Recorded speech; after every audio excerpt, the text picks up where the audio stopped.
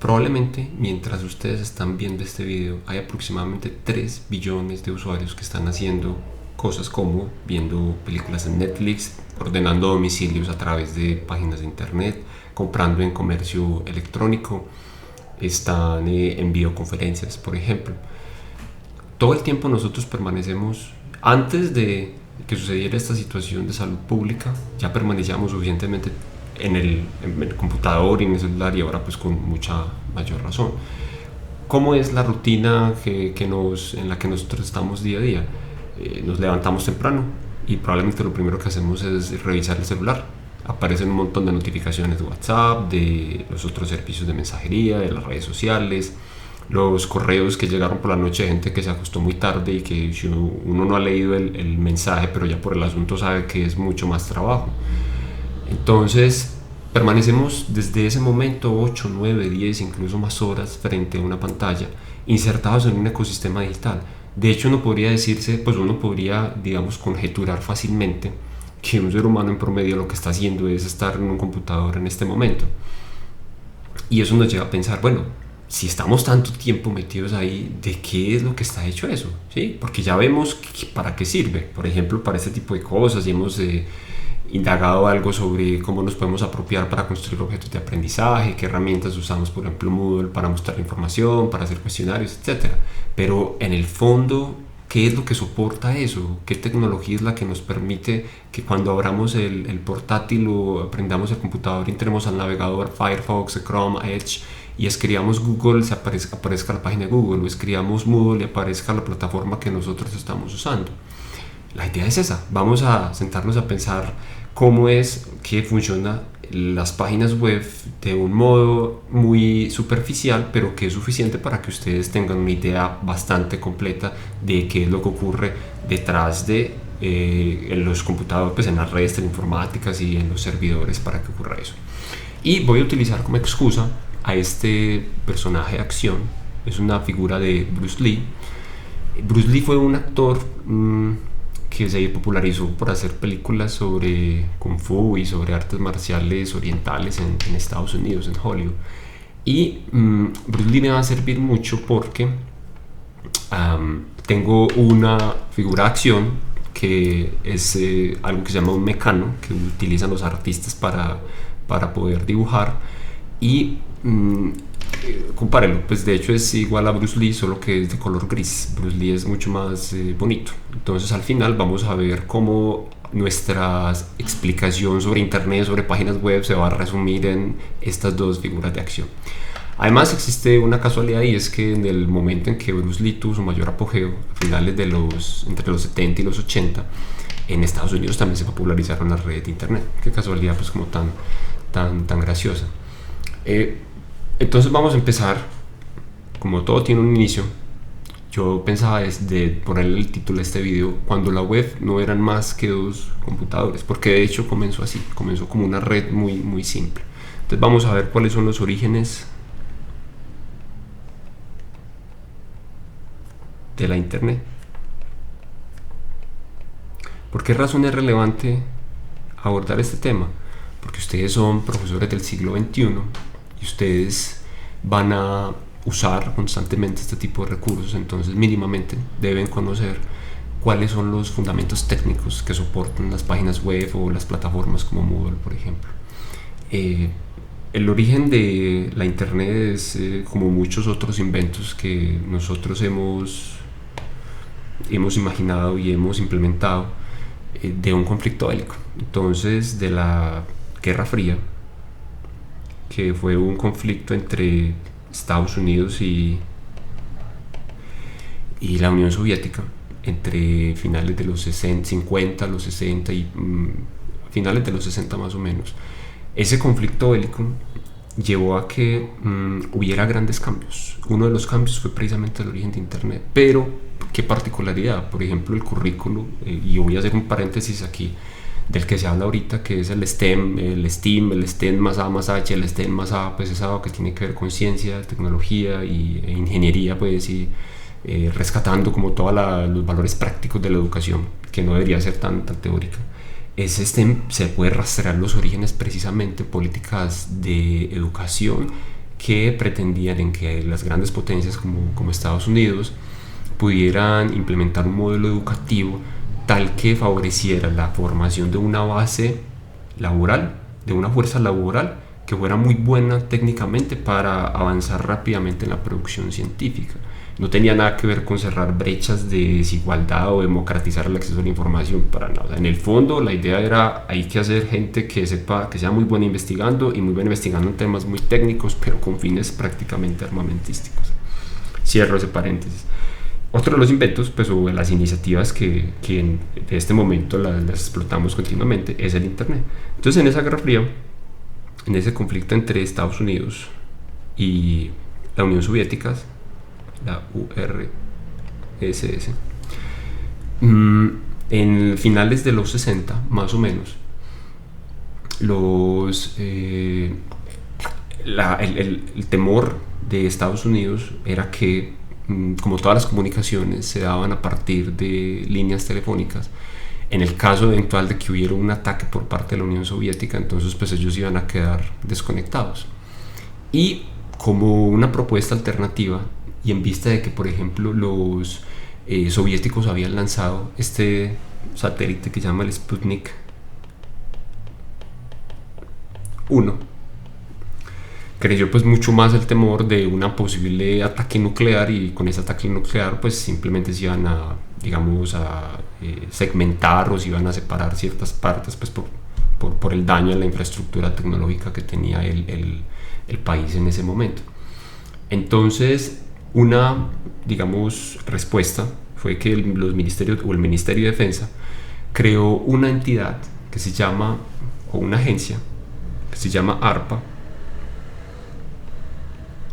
y esta agencia ARPA se le encargó varias tareas, entre ellas la de generar alternativas o, pues, digamos, soluciones tecnológicas para poder enfrentar ese eventual caso de una desconexión pues por las líneas telefónicas, o, digamos, cómo afrontar esa situación desde el punto de vista técnico de las telecomunicaciones.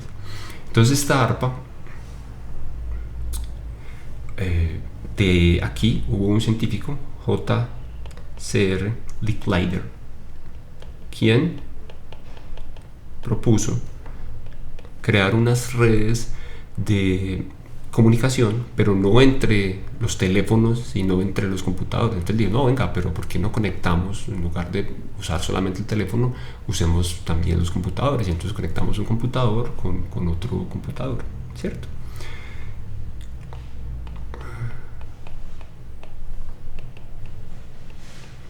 Listo. Entonces esa fue la propuesta de Licklider, y esa propuesta se materializó en algo que se conoció como la ARPA Network. Entonces, esta ARPA, ellos diseñaron un prototipo de ARPA Network y se conoce por el nombre abreviado de ARPANET. Listo.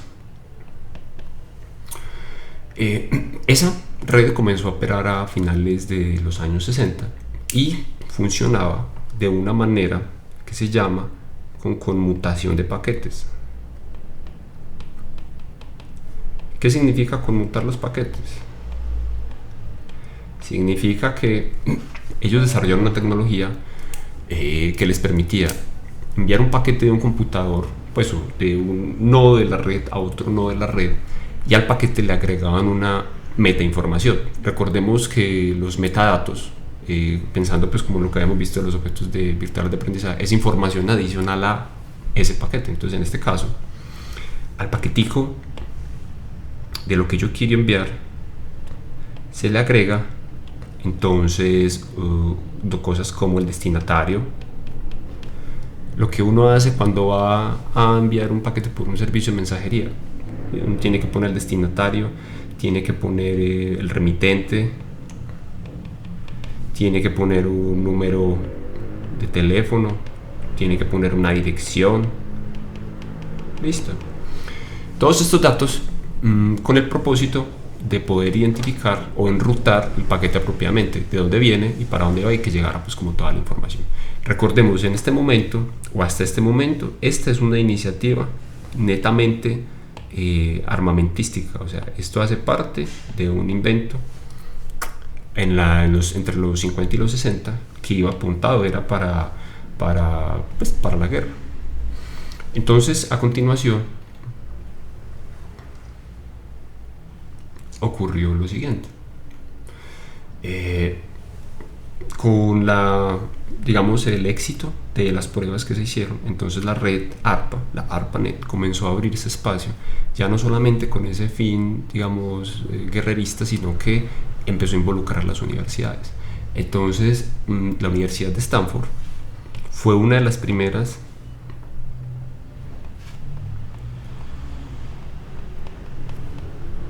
Esta universidad fue una de las primeras en implementar la ARPANET dentro del campus y de las locaciones que hacían parte de la universidad. Y en 1969 tuvo, el primer intercambio de paquetes entre dos universidades, la Universidad de California y la Universidad de Stanford.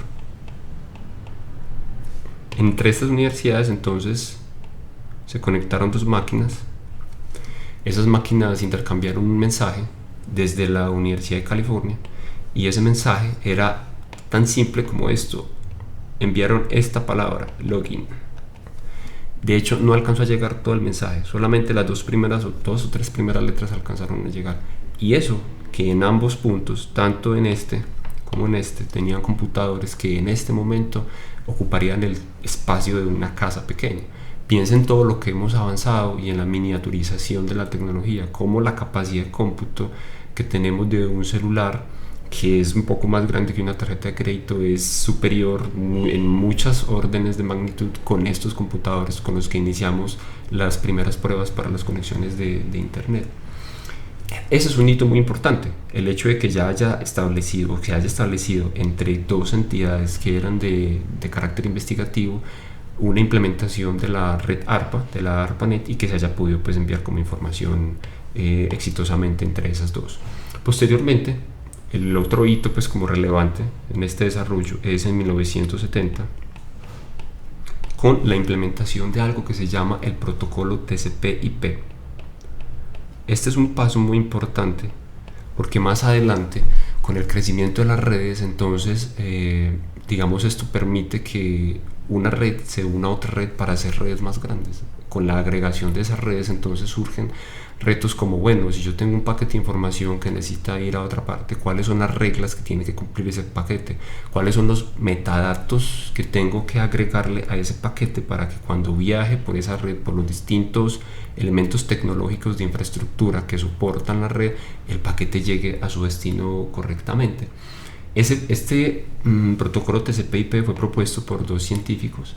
Ellos son Robert Kahn y el otro se llama Vinton Cerf. Entonces ellos dijeron, listo, esta es una forma en la que las redes de la informática se pueden organizar para gestionar la manera como envía la información. En 1983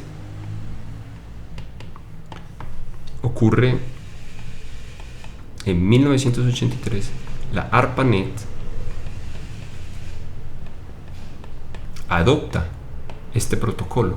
Es decir, las redes ARPA comenzaron a implementar la manera como envían los paquetes utilizando ese protocolo TCP/IP, que no les mencioné, traduce protocolo de control de transmisión, protocolo de internet. Y con la implementación de ese protocolo TCP/IP, entonces las redes ARPANET, que extendieron la capacidad de ensamblar a partir de redes más pequeñas, se ensamblaron redes mucho más grandes. Más adelante tenemos que apareció con una inversión realizada por la Fundación de Ciencias de Estados Unidos, la National Science Foundation, ellos pusieron una plata para, digamos, apoyar el desarrollo de esa red ARPA, pero ya no con un carácter militar, sino con un carácter más investigativo. Entonces ellos, digamos, consolidaron como redes de investigación entre las distintas universidades de Estados Unidos, entre los distintos centros de investigación, y ayudó a que esas redes estuvieran conectadas. Esa red se conoció como la